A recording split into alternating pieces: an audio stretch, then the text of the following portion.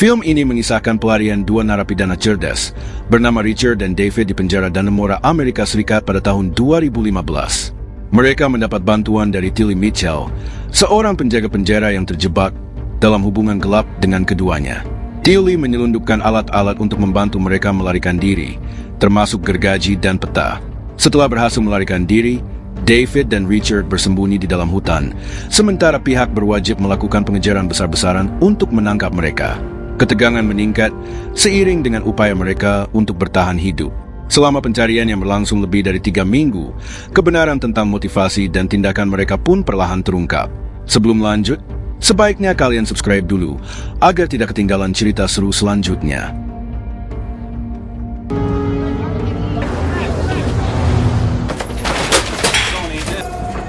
Yo, punk. Di awal film kita diperlihatkan seorang pegawai sipil penjara bernama Tilly Mitchell sedang diinterogasi petugas Inspektorat Jenderal Kota New York bernama Catherine. In 7 days, I understand. It's all taped. It's actually more. Please, no, I'm the Inspector General for this. See, it's my job to find it. Am I gonna lose? Tilly ditangkap pihak kepolisian karena membantu dua narapidana kabur dari Dannemora yang berlokasi di bagian utara Amerika. I do. Kisah dimulai dari keseharian Tilly yang memiliki seorang suami yang bernama Lyle. Mereka berdua adalah pegawai sipil yang bekerja di dalam penjara Dannemora. Setiap pagi, mereka bersama-sama berangkat dari rumah untuk menuju penjara. Put the tip jar. Lumpy's mom died. They don't end up later. Way out. What are we doing for dinner? Fridge is a little empty.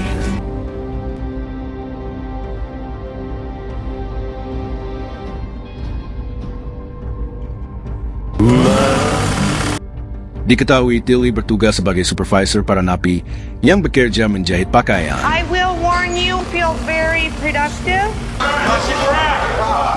Let's go for a Di tempat ini, terlihat aktor utama dalam film ini berperan sebagai narapidana pembunuhan bernama David dan juga Richard. David diajak oleh Tilly untuk masuk ke dalam suatu ruangan dan nampaknya mereka menyukai satu sama lain.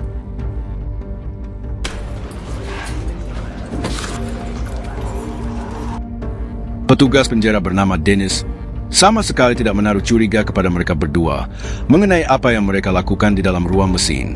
Tetapi Richard mengetahui agenda rutin yang David lakukan untuk memuaskan Tilly. If you can get rid of that block. Setelah kembali ke sel, rupanya Richard cukup dekat dengan seorang petugas penjara yang bernama Palmer. Ternyata Palmer sudah mendengar isu kedekatan David dan Tilly, namun Richard membantahnya dan tidak mengetahui hal tersebut. Palmer membantu memenuhi kebutuhan alat-alat melukis untuk Richard, karena Palmer meminta Richard untuk melukis wajah pacarnya yang bernama Ruth.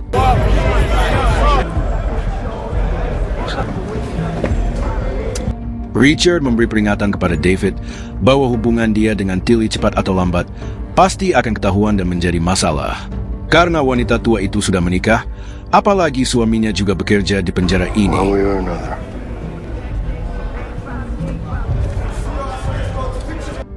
Saat sedang santai di sebuah bar, Dennis memberitahu Lyle tentang rumor yang beredar di dalam pabrik di penjara. Tapi Lyle tidak begitu menghiraukan, karena dia yakin istrinya akan selalu setia. Suatu hari seorang napi bernama Angel memberikan gel minyak rambutnya karena permintaan Richard ditolak petugas lapas. One. Necessary's running low, Chief. You're holding up the line.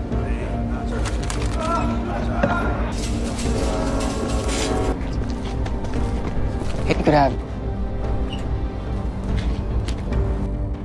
Karena saat itu sedang musim dingin, sebatang udut dan kopi menjadi barang istimewa untuk para napi di sini. Sambil santai menikmati waktu istirahat, David menggambar 2 ekor anjing. Scene beralih ke pabrik. Hubungan antara Tilly dan David seakan menjadi rahasia umum bagi para napi. Tidak mau jadi bahan ejekan teman-teman napi lainnya. Kali ini David pun menolak ajakan Tilly. What are you doing? I'm not doing anything except being her. Now quit drinking. We're here. Keep. Di sisi lain, Palmer merasa kagum dengan hasil lukisan wajahnya Ruth yang dibuat oleh Richard. Menurutnya, Ini seni maha tinggi yang dibuat oleh seorang napi kasus pembunuhan. Namun karena pemberian hadiah dari napi ke petugas di penjara ini sangat dilarang, Palmer harus membawanya secara sembunyi-sembunyi. Di museum sejarah, Lily bertanya kepada istrinya tentang kabar hubungnya dengan napi bernama David. Lantas Tilly langsung marah, tidak terima karena dituduh telah berselingkuh, padahal dia merasa hidupnya hampa karena David tidak mau menyentuhnya lagi. Sementara di sisi lain, David menelpon ibunya dan meluapkan kesalahannya karena dia dituduh telah membunuh seorang polisi. Killer. You fuck you. Mom, god damn it.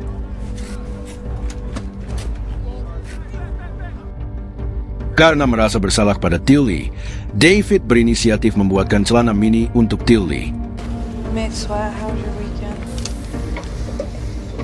Just add a little extra material from a... Let's see if we can find. Lalu setelah itu mereka pun lanjut memadu kasih. Setelah mereka berdua keluar, Richard sudah bisa menebak apa yang telah mereka berdua lakukan di ruangan itu. Sedangkan di tempat lain, Palmer memberikan lukisan hasil karya Richard kepada Ruth. Tentu saja ia sangat senang, karena lukisan itu sangat bagus. Karena petugas penjara lainnya akan segera melakukan sidat, Palmer lantas menyuruh Richard untuk menyembunyikan alat lukisnya ke dalam ember. Setelah itu, Richard pun disuruh masuk ke dalam sebuah lorong yang terhubung ke semua sel. Dari lorong inilah, pertama kalinya Richard memikirkan untuk kabur dari penjara.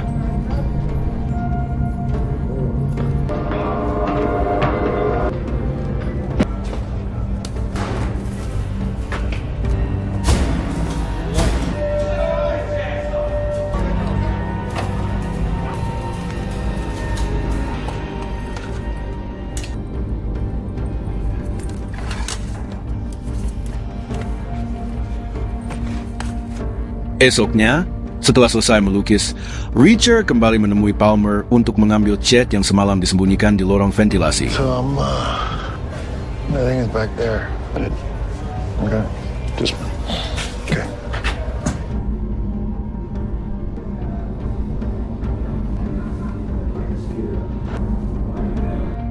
Tak lama David pun terkejut karena mendengar suara dari bawah tempat tidurnya, yang ternyata suara itu adalah Richard. David pun berpura-pura meninjak kecoa ketika seorang penjaga bertanya apa yang dia lakukan. Dari lorong ventilasi itu Richard mengatakan bahwa mereka bisa kabur melalui ruang bawah tanah dan memotong besi ventilasi udara di bawah kasurnya menggunakan gergaji besi, tapi David tidak terlalu menanggapi ide gila Richard. Setelah kembali bekerja di pabrik, Richard kembali membahas rencananya. Selain gergaji besi, mereka juga membutuhkan sebuah kacamata yang dilengkapi senter dengan memanfaatkan bantuan Tilly. Namun lagi-lagi, David tidak menanggapi serius idenya, hingga Tilly pun memanggilnya ke ruangan. Namun sayang rencana Tilly gagal, karena atasannya yang bernama Kurt memanggilnya. Menurut laporan Dennis, hampir setiap hari Tilly mengajak David ke sebuah ruangan tanpa alasan yang jelas, hingga menimbulkan kecurigaan. Tilly pun marah dan tak terima dengan tuduhan ini. Akan tetapi Kurt telah memutuskan untuk memberhentikan David dari pabrik. Tak hanya itu saja, David juga dipindahkan dari selnya ke blok lain. Karena merasa kecewa kepada David, Palmer pun menghajarnya sebagai pelajaran. That's fucked up, Palmer.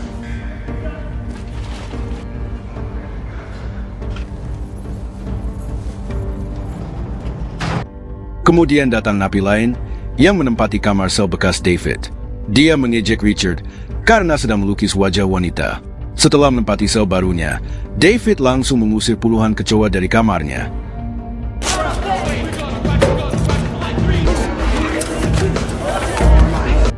Sesuai perintah Kurt, datanglah napi baru yang akan menggantikan posisi David di dapur. Meskipun Tilly tidak senang, namun dia tak bisa membantah perintah atasannya. Hingga sesekali Tilly menitipkan surat kepada Richard untuk David. Never even got to see it.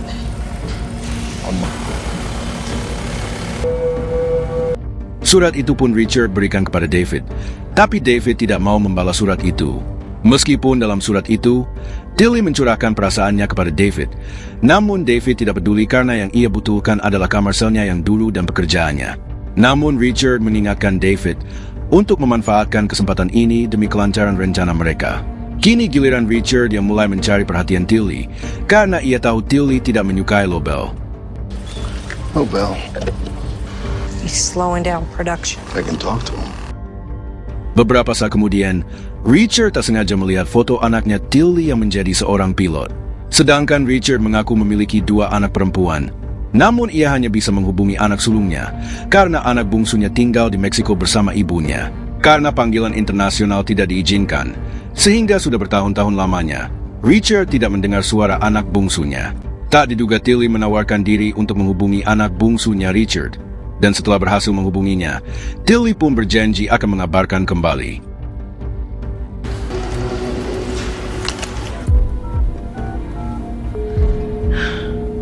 And he's in jail, but he's okay.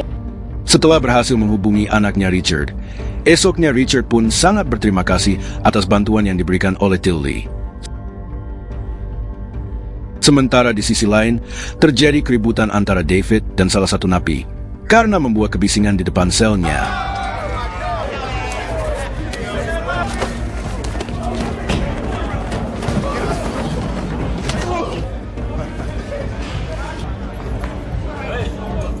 Tak lama kemudian Richard pun datang untuk meminta foto anjing kesayangan Tilly agar ia bisa membuatkannya lukisan.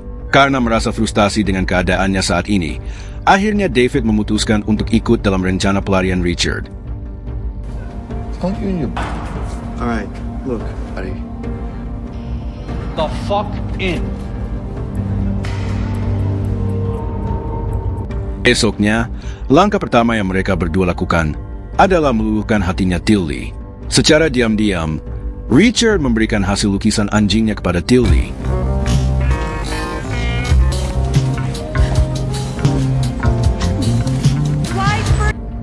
Tilly yang merasa senang karena pemberian itu, lalu mengajak Richard ke ruang belakang. Richard juga berjanji akan membuatkan lukisan dirinya yang cantik, lengkap dengan bingkainya, namun dia membutuhkan gergaji besi untuk melakukannya. Singkat cerita, pagi itu Tilly mampir ke minimarket untuk membeli gergaji besi pesanan Richard. Sementara Richard sendiri meminta bantuan Palmer untuk membalikan David ke sel sebelahnya lagi dengan berbagai cara. Uno fuori di testa. Forse ha subito un trauma durante.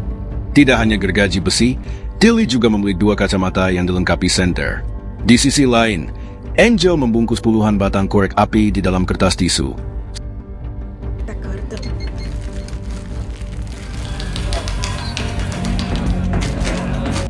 Sesampainya ke rumah, Tilly memotong gergaji besi menjadi beberapa bagian dan dimasukkan ke dalam potongan daging agar tidak ketahuan oleh suaminya.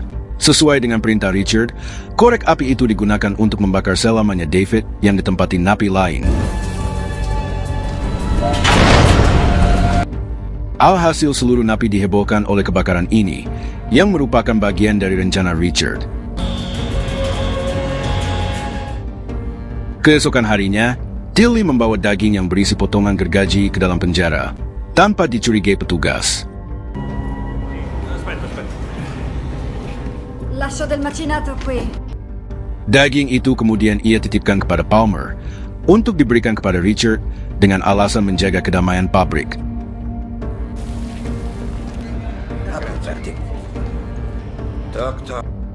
Tak lama David pun kembali ke sel lamanya, meskipun harus dicat ulang akibat kebakaran kemarin. Tutti dentro! Ti avevo detto di tornare in cella. Setelah itu Richard menunjukkan gergaji besinya kepada David, yang merupakan alat terpenting untuk pelarian mereka.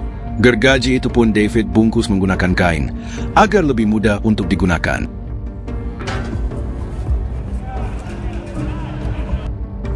Untuk melancarkan aksinya, David berpura-pura sedang mengecat besi tralisnya, padahal sedang mengawasi situasi sekitar.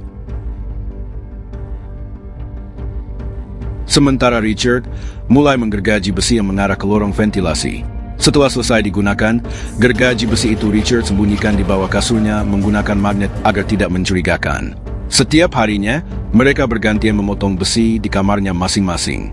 Sementara hubungan antara Richard dan Tilly terus berlanjut, hingga akhirnya Richard berhasil menyelesaikan penggergajiannya.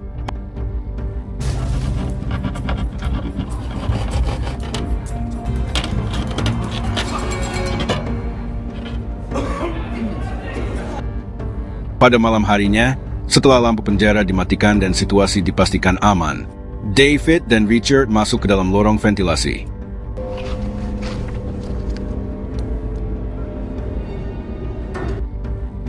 Sedangkan lubang lorong itu sengaja mereka tutupi dengan sebuah lukisan. Dengan menggunakan kacamata senter, mereka berdua turun ke ruang bawah tanah untuk keluar dari penjara ini. Karena ruangan ini terlalu luas, mereka berdua pun berpencar dan bertemu lagi di titik ini dalam waktu 20 menit ke depan. Mereka berdua mengamati setiap ruangan terlebih dahulu dan menghafal jalur yang sudah mereka lewati untuk mengetahuinya dengan persis. Setelah itu, Richard menandai saluran bawah tanah menggunakan lidahnya. Sedangkan David berada di ruang cuci yang sedikit lebih jauh.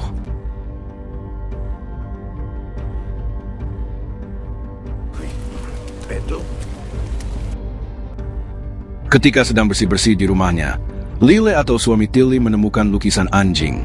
Hal tersebut pun membuat Lyle marah, karena ia sangat yakin bahwa istrinya memiliki hubungan dengan Richard. Sementara itu, Richard memberitahu David bahwa dia menggantikan posisi David untuk memuaskan Tante Tilly. Che prova nei tuoi confronti? Che cazzo stai parlando? Quindi... Esoknya, ketika Tilly dan Richard sedang memadu kasih, Tilly mengatakan rasa bersalahnya kepada David dan bukan kepada suaminya sendiri. Richard pun menyimpulkan bahwa Tilly adalah wanita milik mereka berdua agar bisa melancarkan pelarian ini.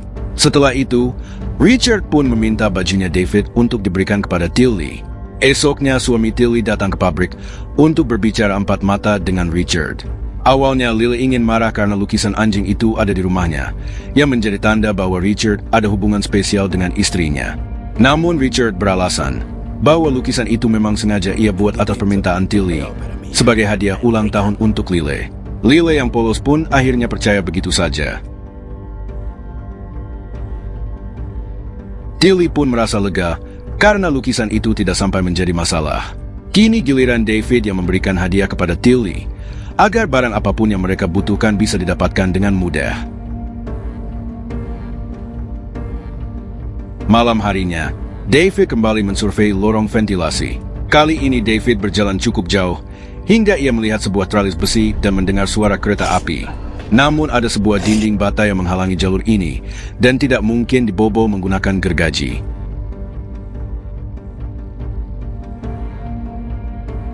Keesokan paginya, David menginformasikan kepada Richard bahwa posisinya tadi malam sampai ke gedung Binatu dan mereka perlu membobol tembok itu menggunakan palu martil.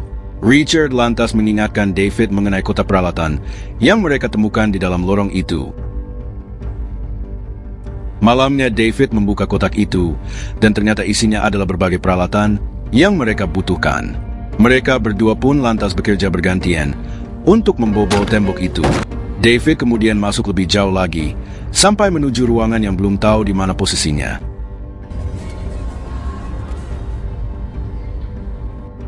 Ruangan tersebut terasa lebih panas karena ternyata berada di jalur pipa untuk memanaskan penjara.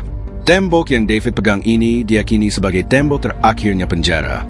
Akan tetapi, tembok ini lebih tebal 7 kali lipat dan butuh waktu bertahun-tahun untuk membobolnya.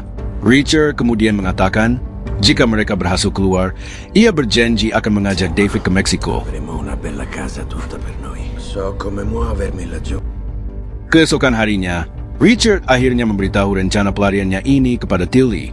Richard berharap mereka bertiga akan hidup bersama di Meksiko kurang dari 5 tahun lagi.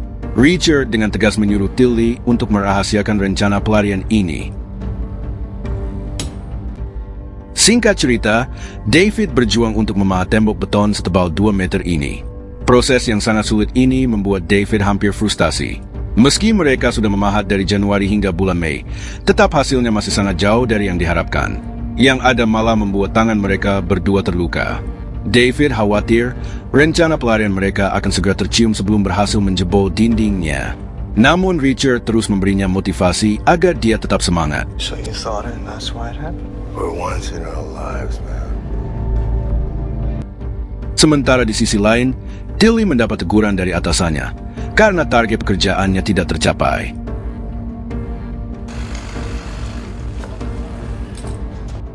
Richard pun menghiburnya dan mengatakan, jika mereka bertiga berhasil keluar, maka ia menjanjikan hidup yang indah di tepi pantai. We find a sleepy little village. He gets a couple houses too. Could get complicated. Tak lama Dennis pun memergoki Tilly dan Richard yang sedang mengobrol santai. Sementara di dalam terowongan, David mendengar sesuatu dari dalam pipa uap ini. Setelah itu, David pun mengajak Richard untuk mendengarnya sendiri. Disinilah muncul ide cemerlang dari David yang berencana untuk melubangi pipa uap ini untuk akses masuk dan menelusurinya hingga ke ujung pipa, lalu membuat lubang keluar di ujung pipa. Karena jika membobol dinding beton membutuhkan waktu 5 tahun, namun jika membobol pipa ini, David hanya membutuhkan waktu 4-5 minggu saja. Oh, we got. Melihat kondisi di luar, David memperkirakan pipa itu sampai keluar penjara, bahkan sampai ke lubang saluran. Esoknya, seorang petugas baru ditempatkan di pabrik menggantikan posisi Dennis, sehingga membuat gerak-gerik Richard dan Tilly terbatas. Richard mengatakan kepada Tilly bahwa dia dan David sebentar lagi akan keluar dari penjara ini dan meminta Tilly untuk menyiapkan peta negara New York, dan mereka butuh lebih banyak lagi gergaji besi. Sekarang, David fokus untuk melubangi pipa besi menggunakan gergaji besi.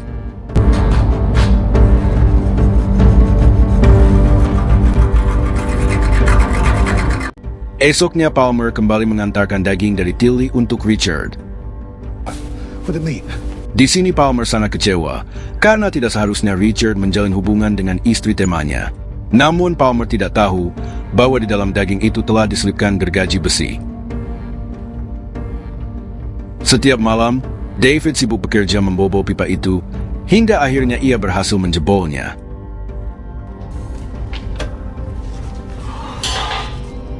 David pun merangkak cukup jauh, namun sial, dia hampir kehabisan nafas sehingga ia pun kembali keluar.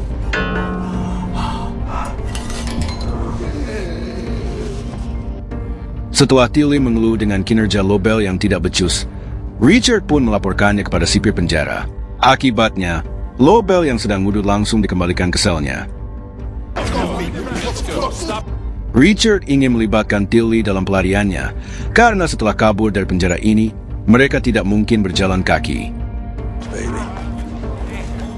With Tilly? Oleh sebab itu, Tilly ditugaskan untuk menyiapkan sebuah mobil di malam pelarian mereka. Karena Tilly mengatakan suaminya sebagai masalah, maka Richard akan mengatur rencana untuk menyingkirkannya.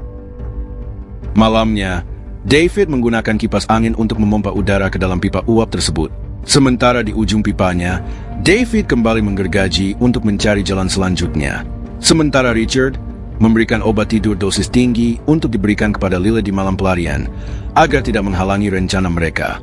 Tepat di hari anniversary mereka, Lila justru dibuat kecewa karena Tilly sama sekali tidak menghargainya. Heard you had to work late, so happy anniversary. I'm sorry. I'm okay. Selain obat tidur, dalam kertas itu, Richard menuliskan barang-barang yang harus disiapkan oleh Tilly.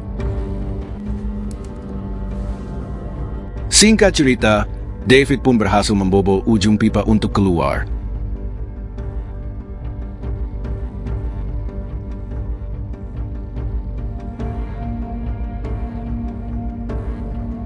Keesokan malamnya, setelah petugas mematikan lampu, David meletakkan kain tiruan agar kesannya dia terlihat tidur pulas.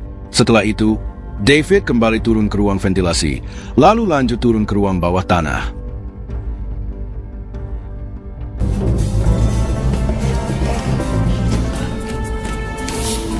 Setelah berjalan cukup jauh, ia pun masuk ke dalam pipa uap, dan sesampainya di ujung pipa, ia pun langsung berlari dan ternyata sampai di sebuah got.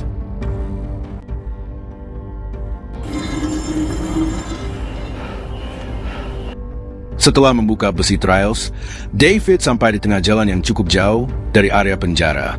Malam itu ia tidak langsung kabur, karena harus memberitahu Richard terlebih dahulu.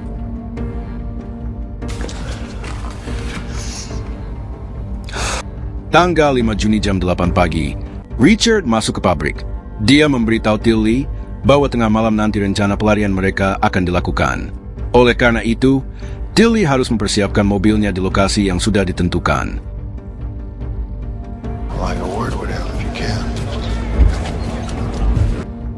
Di saat makan siang, Richard memberitahu David bahwa Tilly terlihat sangat gugup, namun dia tetap yakin Tilly akan datang tengah malam nanti. She's nervous. You gonna let that nigga talk to you like that? Di sini hampir saja terjadi pertikaian antara kulit hitam dan kelompok napi kulit putih. Pussy ass, fuck you, bitch. Fuck you. Kemudian saat jam 3 sore, Tilly dan suaminya pulang dari penjara. Sementara di sisi lain Palmer meminta maaf kepada Richard karena tindakannya yang kasar. Dia merasa sungkan karena mempermasalahkan daging yang diberikan Tilly kepada Richard. Lalu seperti biasanya pada jam 6 sore, seluruh napi mendapat jatah berkumpul di halaman. We got a date on the yard. Namun terjadi kerusuhan antara geng napi kulit hitam dan putih. Let's fight, bitch! Let's get it, bitch! Karena tidak mau terlibat peperangan ini, Richard dan David memilih untuk tiarap di luar area pertikaian.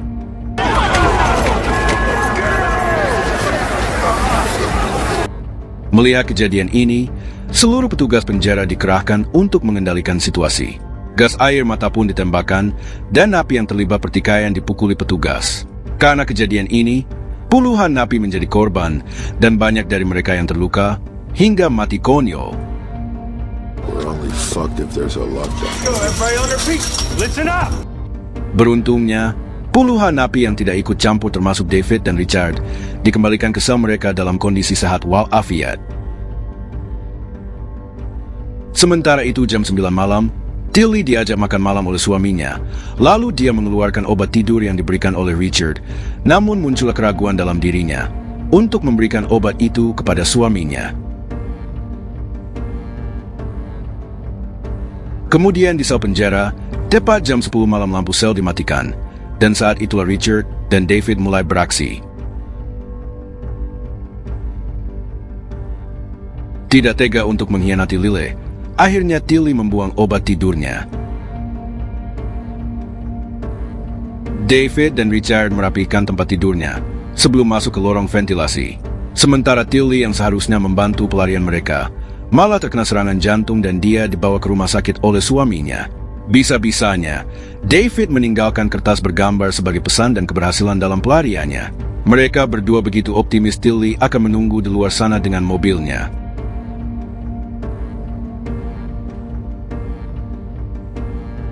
Lalu tepat jam 12 malam, mereka keluar dari lubang selokan.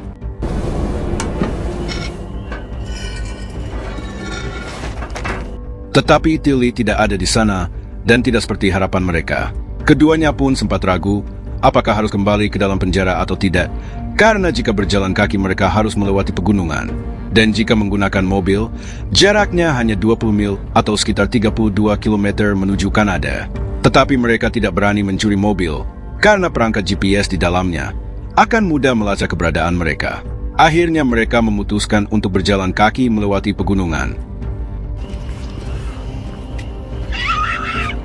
Kemudian kita diperlihatkan masa lalu David saat sebelum dipenjara. Kala itu polisi sedang melakukan patroli malam. Patrol 828 to dispatch. Saat itu terlihat mobil yang terlihat ugal-ugalan. Rupanya, seorang pria yang sedang mengajari anak perempuannya mengemudi. Karena kebaiknya akhirnya polisi itu tidak menilang atau menangkap mereka. Lalu saat dini hari, ia melihat adanya tindak kriminal. Dan baru saja turun dari mobilnya, polisi itu ditembaki oleh mereka. Tak sampai di situ, pelaku ini melindasnya dengan mobilnya. Dan dia adalah David. Peristiwa itu terjadi pada 4 Juli tahun 2002.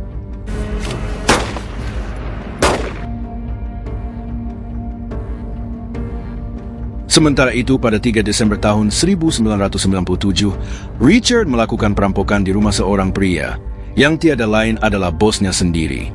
Richard memaksa si kakek untuk menunjukkan berangkasnya. Karena mengaku sudah tidak memiliki uang di rumahnya, Richard terus memukuli dan memaksanya. Dibantu temannya, Richard membawa si kakek ke dalam bagasi mobilnya, berharap dia mau memberitahu di mana uangnya itu disimpan. Tapi lagi dan lagi, si kakek mengaku tidak memiliki uang $100,000 yang Richard mau. Kakek ini mengaku hanya memiliki $27,000, itu pun berada di tabungan hari tuanya. Artinya, Richard salah memilih sasaran, dan informasi uang banyak yang dimiliki bosnya ini hanyalah rumor. Karena tidak mau kakek ini melaporkannya ke polisi, Richard melakban wajahnya, hingga kakek ini pun kehabisan nafas. Tak sampai di situ, Richard mempopot jasadnya menjadi beberapa bagian, dengan gergaji besi dan melemparkan ke danau. Dari sinilah awal Richard dipanggil si gergaji besi oleh para napi. Selanjutnya diceritakan kisah hidup Tilly. Kala itu ia menikah dengan seorang pria dan telah dikaruniai seorang anak. Mereka berdua sama-sama bekerja di sebuah pabrik garmen. Namun Tilly malah selingkuh dengan teman suaminya yang bernama Lyle dan menjadi suami keduanya. Pantas saja, Tilly rupanya seorang wanita yang hobinya selingkuh.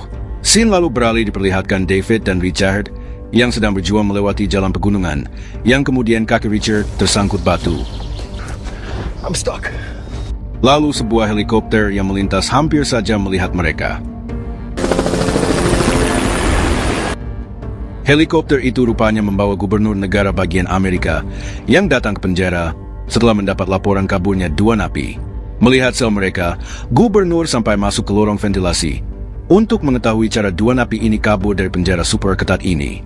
Di sisi lain, karena kondisinya sudah membaik, dokter menyuruh Tilly untuk pulang. Setelah pulang dari rumah sakit, Tilly dan suaminya melihat banyak mobil polisi yang lewat. Mengira adanya kebakaran hutan, padahal itu adalah kaburnya Richard dan David. Informasi ini mereka dapatkan dari detektif yang datang ke rumah mereka untuk mencari informasi. Tilly pura-pura tidak tahu mengenai rencana kaburnya kasus pembunuhan itu. Sesuai permintaan gubernur, Catherine datang ke penjara Dannemora untuk memulai penyelidikan. Setidaknya 200 aparat gabungan diterjunkan untuk menangkap kembali 2 buronan itu. Dari atas pegunungan, Richard dan David melihat wilayah Kanada yang menjadi tujuan pelarian mereka. Tetapi ini tidaklah mudah, karena hutan belantara dan pegunungan yang terjal yang mereka harus lewati, dan di tengah kejaran aparat kepolisian dan pasukan khusus. Kini, tepatnya sudah 5 hari buronan ini berada di dalam hutan untuk menuju wilayah Kanada. Sementara itu, Tilly tak sengaja bertemu detektif di supermarket. Tilly yang tidak senang mengaku memberikan foto anjingnya untuk dilukis oleh Richard sebagai hadiah ulang tahun suaminya. Meski tidak ditahan, atas alasan itu Tilly yang ketakutan lalu membakar seluruh barang yang pernah disentuh oleh Richard. Begitu pun dengan Palmer yang membakar seluruh lukisan pemberian Richard kepadanya. Jika polisi sampai mengetahuinya, Palmer pasti akan ditangkap karena hadiah dari napi dianggap melanggar hukum. Kemudian Richard dan David menemukan kabin kosong di dalam hutan. Kabin ini mereka gunakan untuk beristirahat terlebih dahulu. Dan kebetulan Richard menemukan banyak sekali botol minuman haram. Catherine lalu meminta keterangan dari Palmer, khususnya kiriman daging yang rutin dilakukan Tilly kepada Richard melalui dirinya. Seharusnya sebagai petugas, Palmer menanyakan alasan Tilly rutin mengirim daging tersebut. Setelah mengumpulkan informasi dari berbagai sumber, akhirnya Tilly ditangkap aparat, dan dia dituduh sebagai kaki tangannya 2 buronan itu.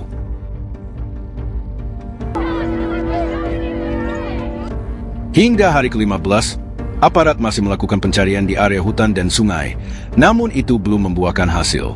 Karena David dan Richard sudah berada jauh ke dalam area hutan belantara. Di sisi lain, mereka kembali menemukan kabin yang ditinggal pemiliknya, lengkap dengan televisi satelit.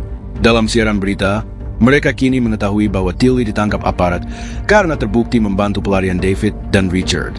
Begitupun dengan Palmer, yang terbukti menerima pemberian lukisan dari Richard. Di waktu yang sama, David menemukan pistol di dalam toilet tersebut. Dan ternyata, Richard juga menemukan senapan panjang. Tiba-tiba, pemilik kabin datang ke sana dan mereka berdua memilih untuk kabur. Pelarian ini mulai terasa berat bagi Richard karena pengaruh minuman keras. Cara berpikirnya mulai ngawur, padahal dialah yang punya ide untuk kabur dari penjara. Hingga hari ke-20, mereka masih terjebak di dalam hutan. Tiba-tiba mereka melihat seorang aparat dengan mobilnya. Kemudian Richard berencana untuk membunuh polisi itu agar ia bisa merebut mobilnya. Tetapi David tidak setuju dan trauma dengan masa lalunya. Lalu dia memilih untuk pergi. Rencana Richard gagal karena polisi itu terlanjur pergi. Richard memanggil David beberapa kali, namun tidak ada jawaban. Ternyata David terus berlari menuju arah Kanada sampai pistolnya pun terjatuh. Sementara Richard sedang menempelkan telinganya ke aspal untuk mendengar apakah ada kendaraan yang datang mendekat atau tidak. Kembali masuk ke dalam hutan, Richard yang sudah frustasi menemukan trailer untuk tempat istirahat. Dia sempatkan melukis gambar kuda sebagai simbol pelariannya.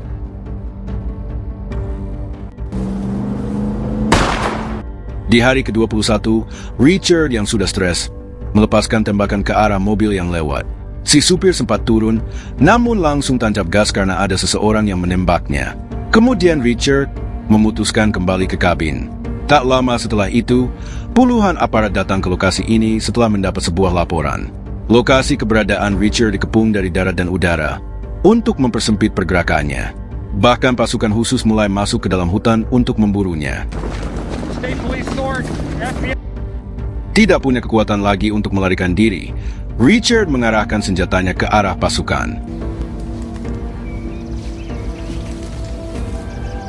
Namun tentara ini mulai terlebih dahulu melepaskan timah panas, dan akhirnya buronan ini pun tewas. Sementara David tiba di sebuah pos pengintaian hewan buas, dan David menyalakan sebuah radio. Dia sangat terkejut dan terpukul saat mendengar berita Richard telah tewas ditembak oleh aparat. Lalu di hari ke-23, David melanjutkan perjalanannya menuju Kanada, yang sudah berada di depan mata. Namun tiba-tiba, polisi perbatasan menemukannya. Tapi David memilih untuk terus berlari, hingga akhirnya aparat melepaskan tembakan untuk melumpuhkan David. Di sini David tidak bisa berkutik lagi, dan ia pun dibawa ke rumah sakit dengan penjagaan ketat aparat. Beruntung nyawanya bisa selamat. Dalam pengakuannya kepada Catherine, David meninggalkan Richard karena gerakannya lambat. Lalu Catherine memuji David karena telah menemukan celah untuk kabur melalui lorong ventilasi hanya dalam beberapa minggu. Ternyata David bisa saja meninggalkan Richard di dalam hutan itu lebih cepat. Namun karena rasa kesetiaan kawannya, David tidak mau meninggalkan Richard. Di akhir cerita, Tilly mendekam di dalam penjara 3-7 tahun dan tidak dapat maaf dari suaminya karena telah selingkuh. Sedangkan Palmer dihukum selama 4 bulan, lalu pergi meninggalkan kota ini. Dan David dipindahkan ke penjara lain untuk menjalani hukuman seumur hidupnya. Dan film pun selesai. Semoga bisa jadi pembelajaran untuk kita semua. Dan sampai jumpa di alur cerita seru selanjutnya.